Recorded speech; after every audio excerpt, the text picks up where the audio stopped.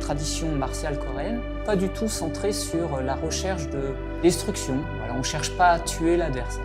On cherche juste à le dominer de manière fair-play.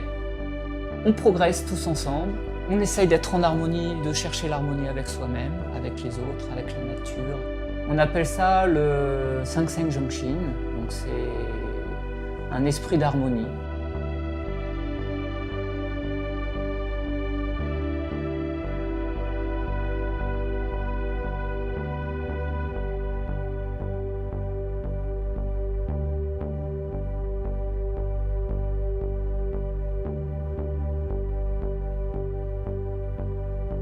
Je m'appelle Pierre Malo, j'ai 19 ans et je fais du taekwondo depuis 11 ans maintenant.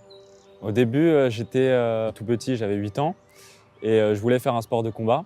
On a vu du coup des démonstrations de karaté, de judo et de taekwondo. Taekwondo est vraiment sorti du lot parce que ça m'a vraiment impressionné quand j'ai vu vraiment la démonstration de Mathieu, la casse des planches. C'était très spectaculaire à voir.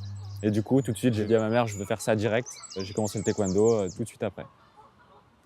Donc, bonjour, je suis Mathieu Stellin, je suis professeur de taekwondo, je suis entraîneur de l'équipe de France depuis 4 ans.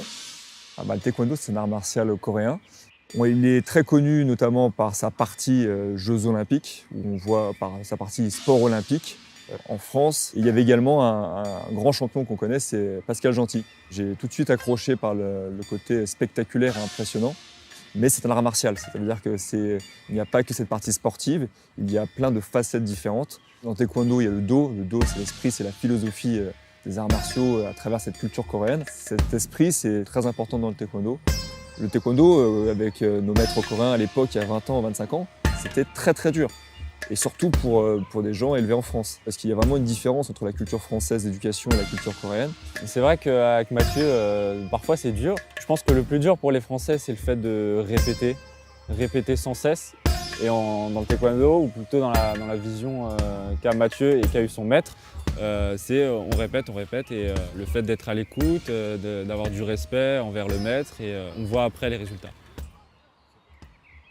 Alors j'ai commencé comme un enfant dans le club et les années passent, je travaille, je commence à faire des progrès et arrivé à 2016, je commence à faire mon premier titre de champion de France et je renouvelle le titre 2 ans plus tard et ensuite encore 2 ans plus tard.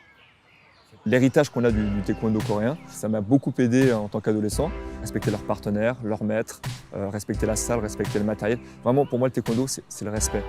Cette éducation à la coréenne, on sortait d'un entraînement mais on était à 4 pattes, le dobok trempé, on enchaînait dans tous les sens, on se dépassait physiquement. Mais vraiment ce que je retiens, c'est le dépassement mental, la préparation mentale. Il m'a aidé, comme il me disait, à libérer les chaînes qui m'empêchaient de progresser.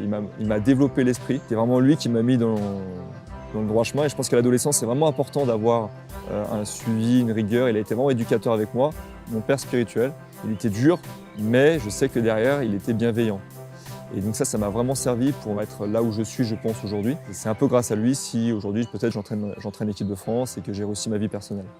En France, on a du respect envers le maître, mais c'est pas aussi développé qu'en Corée.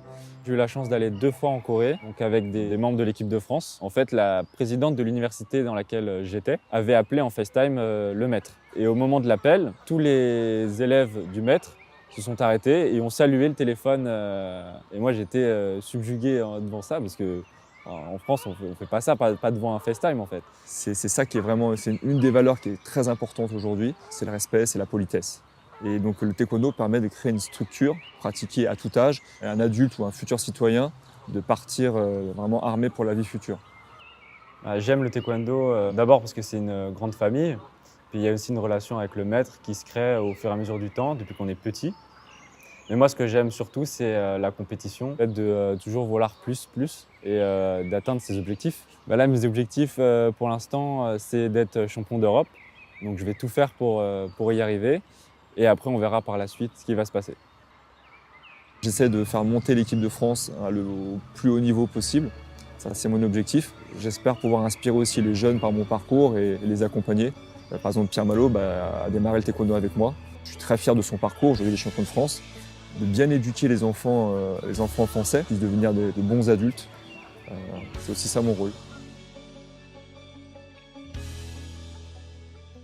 Qu'est-ce que c'est que le Taekyon? C'est un art martial traditionnel coréen, tout simplement en fait d'un combat entre deux personnes. C'est l'origine même des arts martiaux à main nue en Corée.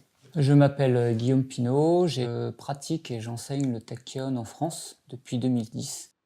J'ai décidé d'aller en Corée en 2004. J'étais batteur à cette époque dans un groupe de métal, en fait, métal progressif. J'ai fait 10 ans de batterie avec ce groupe. Et en 2004, c'était juste pour des vacances avec un ami. En fait, il y a eu le Seoul Drum Festival. Et lors du festival, il y a eu une démonstration de Samul Nori et de Pungmul à l'équipe de démonstration de Taekyon. Et là, ça a été comme une première révélation pour moi. J'ai adoré le sentiment de joie que ça procurait. On pouvait se lever, danser sans gêne, toutes les générations confondues. Et j'ai trouvé que malgré la complexité des rythmes coréens, c'est pas juste gung-tak, gung-tak. Quand on se fait à ce rythme et qu'on regarde faire du Taekyon par les gens, on le ressent intuitivement. Ce même hum, le hum, c'est un sentiment coréen traditionnel également, qui est une énergie dans laquelle on a envie de rentrer. Et dans laquelle on rentre même sans y réfléchir. Avant le Taekyon, j'ai pratiqué beaucoup d'autres arts martiaux. J'ai commencé quand j'étais jeune. J'ai voulu essayer donc Taekyon. J'ai participé à un cours d'essai. Et j'avoue ne pas avoir été totalement sous le charme. Beaucoup d'autres arts martiaux. Quand on commence tout de suite, c'est très pratique. C'est tout de suite bam, bam, on frappe, coup de pied, les positions. Mais c'est quelque chose... En fait, on est habitué depuis longtemps aux arts martiaux japonais et aux arts martiaux chinois en France. Mais le Taekyon, ça n'a pas été le cas. Je comprenais pas le mouvement, à quoi ça sert, pourquoi on fait ça. Je me sentais ridicule. Maître Moon Young-chol, sachant que j'avais fait 10 années de taekwondo avant, m'a proposé, et heureusement, de faire un kyorugi. Donc un kyorugi, c'est un combat. Donc on a fait un combat. Il m'a demandé de faire ce que je savais faire. J'ai fait plein de pichagi, des doryuchagi, des pirouettes. En fait, tout ce que je faisais était soit saisi, contré rapidement. Enfin, j'avais l'impression d'être impuissant contre lui. C'était fluide, c'était doux, mais en même temps, je sentais une puissance que j'avais jamais ressentie dans d'autres arts martiaux. C'est ce sentiment d'impuissance que j'ai eu qui m'a dit « il faut que j'apprenne ça, c'est incroyable. C'est incroyable ». Je suis arrivé en Corée, j'ai tout de suite ressenti que les Coréens étaient des gens très accueillants. Quand on arrive en Corée dans un restaurant et qu'on est seul, il y a toujours un groupe qui dit « oh, t'es seul, viens manger avec nous ». De la culture coréenne qu'on appelle le jang, cet esprit d'accueil. C'est un sentiment traditionnel, mais dans la société moderne, il est encore très très présent. J'ai ressenti ça beaucoup dans le Taekyon également. Maître Moon Young-chol, quelqu'un pareil de très souriant, très sympathique, dont on ressent la joie de partager même avec des étrangers ses connaissances. C'est lui qui nous a donné cette passion, cette envie de partager.